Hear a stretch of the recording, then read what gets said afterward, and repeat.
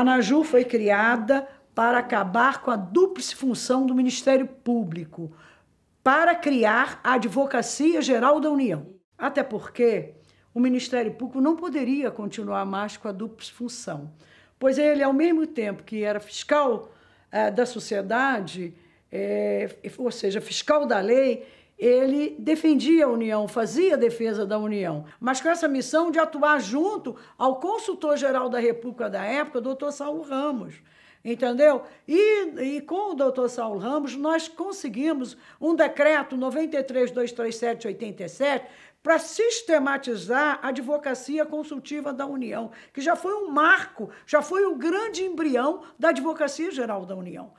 Mesmo sem estar instalada a Assembleia Nacional Constituinte, nós já estávamos lutando para sistemar a advocacia consultiva da União. Até porque os assistentes jurídicos eram da área consultiva. Não tinha no serviço jurídico da União, os membros das carreiras do serviço jurídico da União não atuavam no contencioso, que quem fazia o contencioso eram os procuradores da República. Por isso eu disse no início que nós tivemos essa missão de acabar com a dupla função. Por quê? Porque eles já atuavam no contencioso e eram fiscais da lei. A atuação da ANAJU na Constituinte se deu com o grande apoio do doutor Saulo Ramos, que era o consultor-geral da República naquela época. Então, nós preparávamos as emendas e enviávamos para o doutor Saulo Ramos na Consultoria-Geral da República. E ele, como consultor-geral da República, encaminhava essas emendas para os congressistas, para os constituintes. E, com isso, a coisa só foi crescendo. E, obviamente, que nós encontramos muitas resistências dentro da própria Constituinte, não só por parte dos procuradores da República que não queriam e dos procuradores da Fazenda Nacional, mas também encontramos até resistência com alguns constituintes daquela época, em que eles também já estavam, entendeu?, praticamente tendo um envolvimento maior com a Associação Nacional dos Procuradores da República, com a Associação Nacional dos Procuradores da Fazenda Nacional, e com isso eles estavam obstando até a atuação dos assistentes jurídicos, que eram aqueles que atuavam nas consultorias jurídicas dos ministérios. Então, por isso, eu posso garantir a você que, realmente, para criar a Advocacia Geral da União, foi a coisa mais difícil, a coisa mais polêmica que surgiu e a atuação mais difícil da própria ANAJU.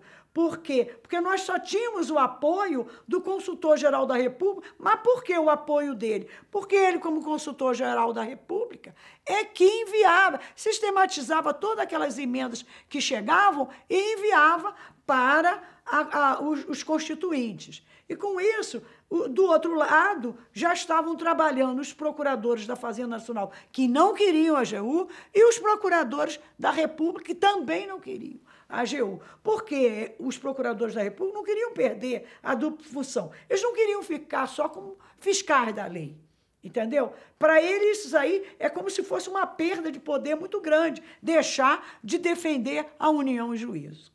E depois disso, a AGU foi se firmando, e daí vieram as lutas corporativas, obviamente, né? Que quem está trabalhando também pensa numa melhoria remuneratória. E daí vieram as greves, vieram os grandes embates por conta de uma melhoria remuneratória.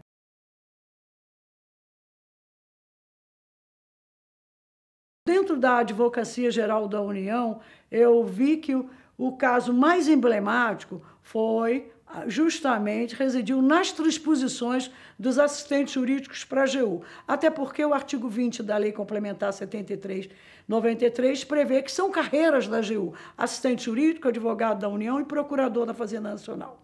Isso em 93. Em 94, surgiu a medida provisória que proporcionou a transposição dos assistentes jurídicos e dos procuradores da Fazenda Nacional para a Advocacia Geral da União. Quando os atos começaram a sair, notadamente acerca das transposições dos procuradores da Fazenda Nacional para a AGU, eles logo se movimentaram no sentido de anular esses atos, porque porque eles não queriam ser transpostos. Eles já diziam que, como procuradores da Fazenda Nacional, eles teriam que automaticamente estar na AGU, porque o artigo 20, assim, o artigo 20 da Lei Complementar 73/93, assim, ditou que são carreiras da AGU, procurador da Fazenda, assistente jurídico e advogado da União. E, quanto aos assistentes jurídicos, não. Quanto aos assistentes jurídicos, tiveram que passar por todo um processo de transposição. Para vocês terem uma ideia, esse processo de transposição começou em 94, em abril de 94, e foi ultimado agora, em dezembro de 2010. Vejam vocês quantos anos isso tramitou dentro da Advocacia Geral da União. Esses processos de transposições ficaram esse tempo todo, entendeu? Para serem definidos dentro da instituição.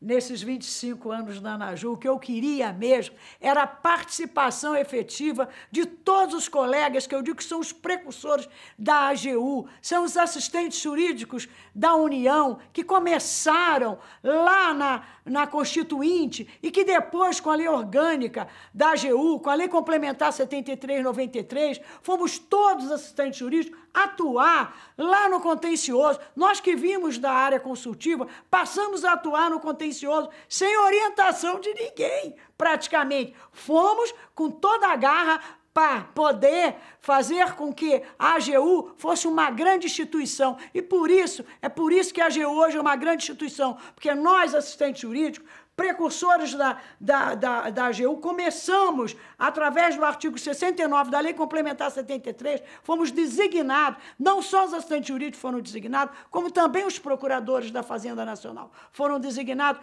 para defender a União e juízo, porque também os procuradores da Fazenda Nacional atuavam tão somente na área consultiva. Então, fomos todos atuar numa área diferente, era um grande desafio para todos nós, era a área contenciosa. Todos esses precursores participem cada vez mais das nossas atuações dentro do Congresso, junto às autoridades constituídas, entendeu? Junto ao Executivo, para podermos ainda alavancar muitos outros ganhos esses como carreiras essenciais à Justiça, que é a nossa remuneração como Ministério Público e Magistratura.